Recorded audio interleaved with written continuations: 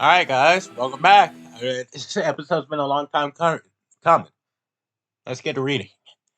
Now then, let the curtains rise on tonight's grand. Jesus, Gillenall. Tis a tis is a fuck. Tis a pleasure to make your acquaintance, my dear Zarathustra. I am but a humble jester, come to present you with an opera. Consider me since not the more than a swindler, a charlatan. My name? I suppose Congress. Congress shall suffice. Do allow me to regale you with a tale of a girl I met while men still, while men still called me by that name. Oh my God!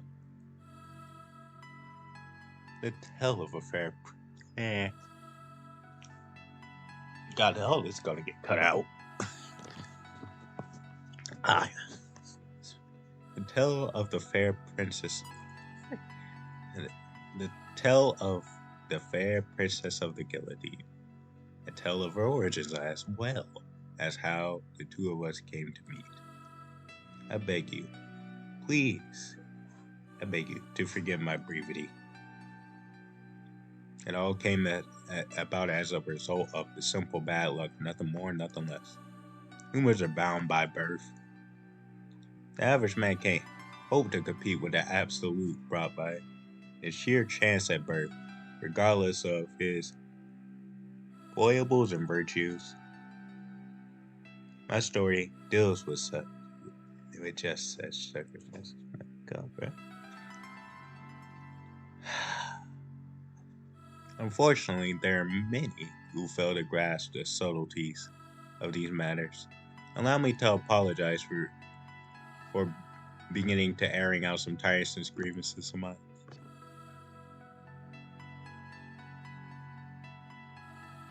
The less reasonable among us have a tendency to seek an explanation for anyone who they perceive as breaking the mold, be they a mighty hero, a, a blithering madman, or a miserable victim.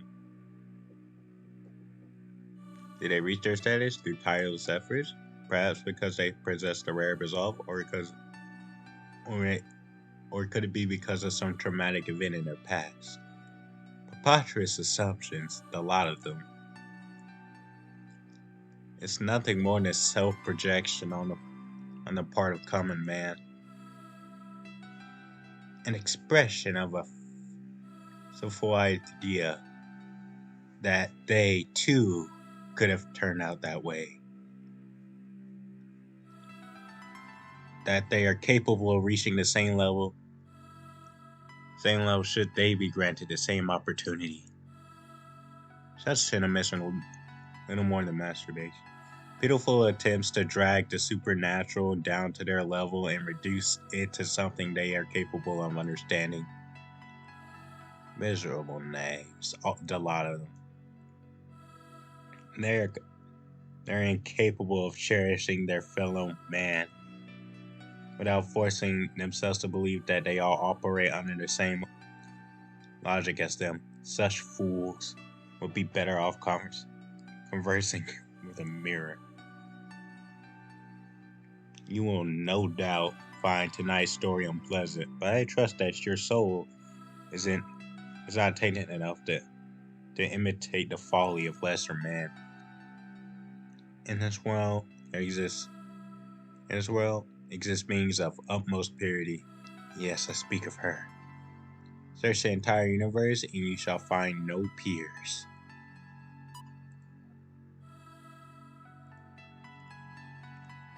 From the moment of her birth, she was complete. She did not and would never receive the barest mite of influence from the vulgar outside world. Scar Renee, ever fragrant. Her wounds, pregnant with only Hex, fated to remain for long, doomed to never be loved, even in existence as Such as minds could not compete with a being as miraculously immaculate as her. For the first time, I laid my eyes upon true beauty. I clutched my hands much as overcome by the nature of her being. Ah, how wonderful it was, man, to bring forth something so spectacular by mere chance. I knew immediately, on some primal level, that her state of being that others could only hope to aspire to. One could devote his life to unraveling the mysteries of dusty grimoires, and never so much as set foot upon the mystic plane that was her dominion. She was absolute in her otherness. I must confess, I found myself envious of her. I'm sure he would scoff at that very notion, of course.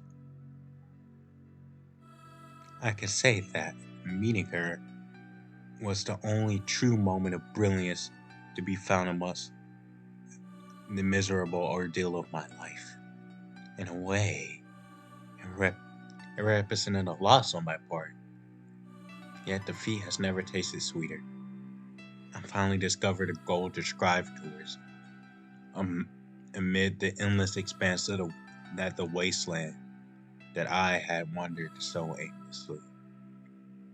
I shall kneel before you, my beloved queen. I shall devote my very being to you, the task of leading your soul to salvation. That shall be my opera, a day of wrath that shall rend asunder the accursed ghetto that is this universe. Come now. It's time to take center stage, Zarathustra. Take her hand and lead her in dance. I like nothing more for you than to dazzle me.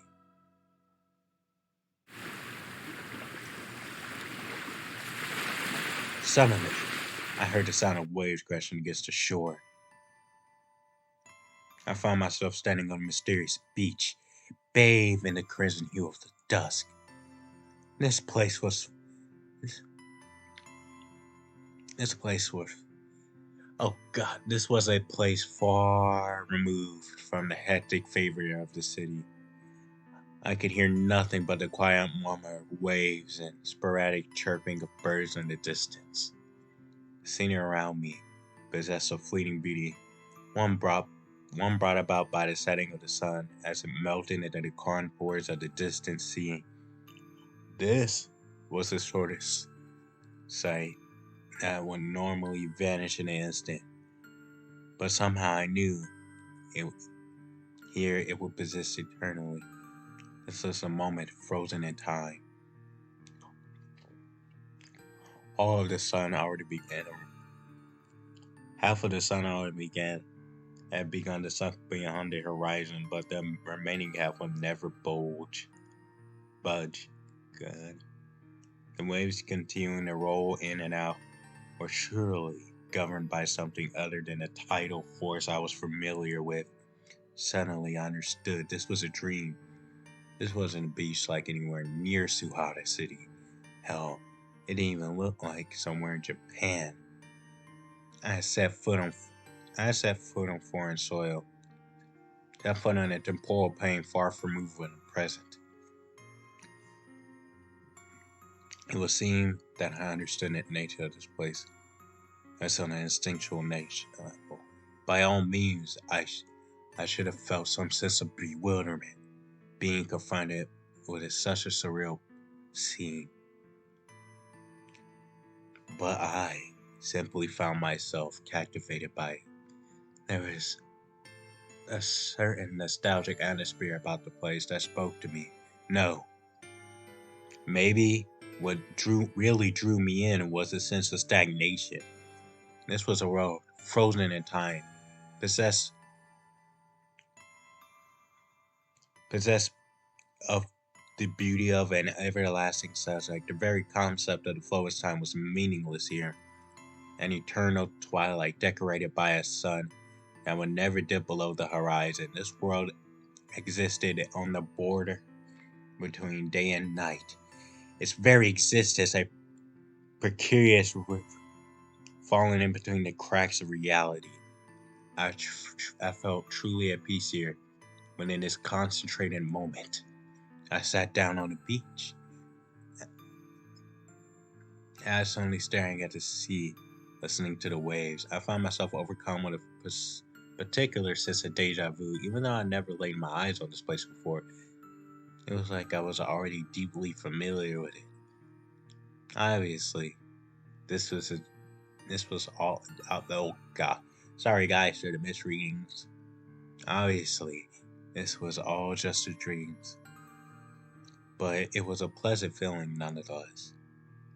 Knowing that you're dealing with hey, knowing what you're dealing with in advance means that you can handle anything it might throw your way. Foreknowledge makes it possible to avoid dangerous situations and prolong pleasant ones, and make better, more meaningful decisions. What could bring about a greater sense of peace, as my dear world was. Knowing everything in advance, going around in circles until the day you die. Was that your heart's desire?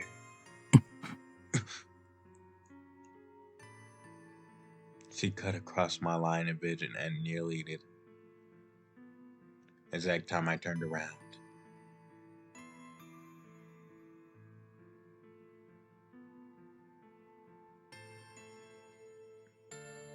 Ooh. For the first time, I knew what it was like to have your breath taken away. The world immediately The word that immediately came to mind was enchanting. I felt certain that anyone who came across this girl on this beach would be stunned in the same way I was. She was outlined in a shabby, worn out dress. Excuse me?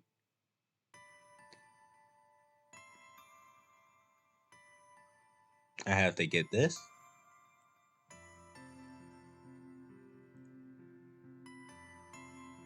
No one could call her attire elegant, but it exuded a radiance that a woman of high society could never hope to attain, even with their most extravagant formal wear. Her long hair emitted an amber aura lit up by the red glow of the setting sun as she danced across the wet sand of the beach, her stark white ankles peeking out from the hem of her dress offered a sharp contrast to the warm colors of the world around her. She turned to face me, emerald eyes gleaming with a gentle light. I couldn't take my eyes off her. She was like a gemstone cut into human form. As I started to, she began to sing, a ghost of a smile playing across her face.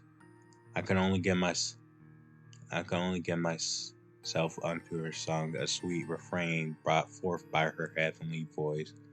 The words "La infidèle piton" suddenly flashed through my head. I didn't know what these words meant. What these words meant, or why they came to me. Her melody was unfamiliar to me. I felt certain that it was some some form of prayer, perhaps a hymn unbeknownst to all but her.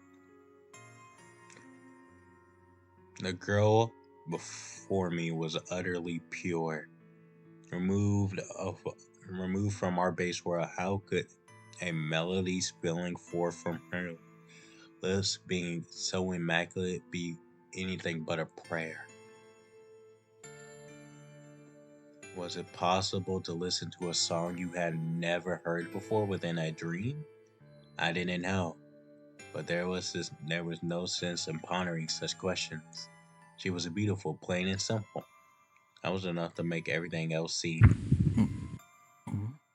Something vague, something felt vaguely out of place. Was I overlooking something important? The stirring of emotions I have felt up to that point dissolved. Listening with a clear head, the lyrics of her song began to form intelligible sentences. I had been a fool. Throughout Japan's history, twilight, the borderline between day and night, have been regarded as times when the boundaries between natural and supernatural grew thin. Twilight was when the inhuman walked among the living. All along, this girl had been mad. 血が欲しい。ギロチンに注ごう飲み物を。ギロチンの渇きを癒すため。欲しいのは血。She continued singing, the same smile as ever during her features. Her emerald eyes were as clear as the surface of a pristine lake, without a trace of malevolence to be found, which was precisely why the scene before me was so horrifying. She possessed childlike innocence, and jarring to contrast the utter profanity of her accursed song. 血が欲しい。 Her song reverberated inside my head, splitting itself into seemingly endless echoes. As I stared at her, I caught a glimpse of the crimson band around her neck, her disheveled hair unmistakably the work of a guillotine's 欲 blade. しいのは血。 This was the same girl I had met at the museum. This cursed girl who had met her in by the guillotine. That damn girl. L'infidèle piton. I probably got that wrong. 血が欲しい。 I was assaulted by a sudden I was assaulted by a sudden brutal impact as if I'd been hit by a semi. My vision went black in the next moment. I found myself in the midst of a turbulent crowd gathered around gallows, set up in the center of a plaza. A current of sheer delirium filled by fear and hatred.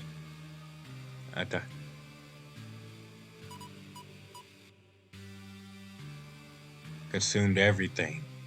The scenery around me, little more than churning chaos. A deafening chorus filled my ears. Song. Sorry, French folks. Blood, it wants blood. Donuts, less and get it. They get it. Shower the guillotine with drink. I'm not even gonna pronounce that. De la guillotine. May the guillotine's thirst be quenched. The frenzied cloud was singing the same song I heard only a few moments earlier.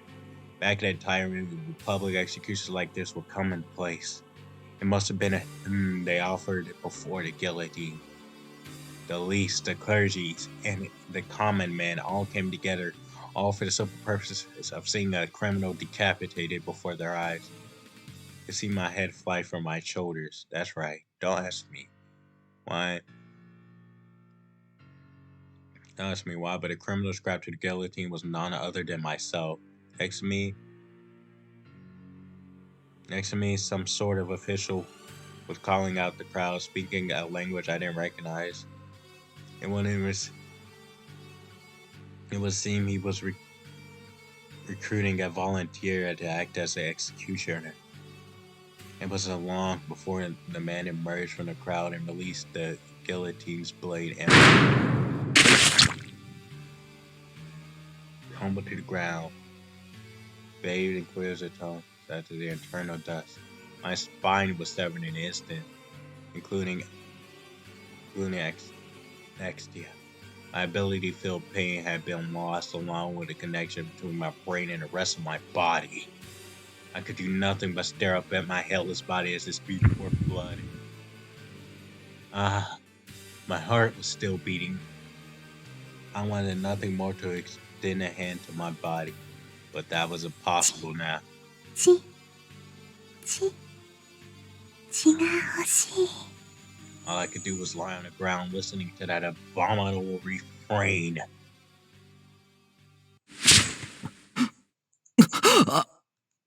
I jumped out on my bed only to find that it was already light outside. I immediately reached for my neck. It was, of course, still attached to the rest of my body. 夢か。Guys, I gotta cut this short. But yeah, gnarly dream sequence.